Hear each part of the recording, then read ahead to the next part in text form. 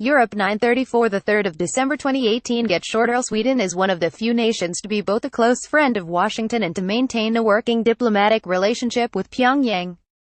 As Swedish Prime Minister Stefan Löfven put it, North Korea trusts Sweden.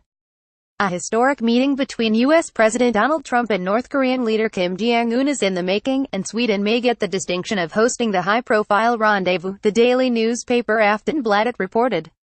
Speculations about Sweden playing host for the potentially epoch-making meeting, which has already been compared to that between U.S. President Ronald Reagan and Soviet leader Mikhail Gorbachev in Reykjavik, have taken off since Swedish Prime Minister Stefan Löfven offered his help as mediator during his recent U.S. visit.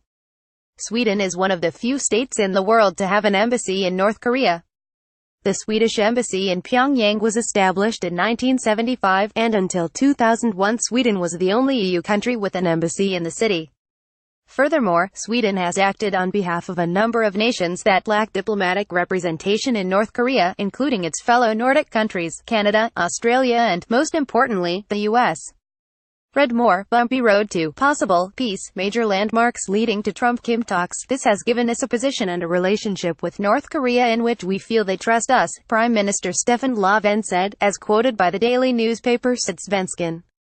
Löfven also said that the Swedish government will gladly help arrange a meeting between the U.S. and North Korea, if asked to mediate. Löfven also received a lot of praise from Trump for Stockholm's efforts to negotiate the release of U.S. student Otto Warmbier, who was arrested for stealing propaganda material during a 2016 trip to Pyongyang. To further fuel the international public's expectations, North Korea's Foreign Minister Ri Yong-ho will shortly come to Sweden for a meeting with his Swedish counterpart Margot Wallström, the daily newspaper Dagens Nyheter reported. The visit is seen as highly unusual, as Ri Yong-ho makes very few official trips abroad.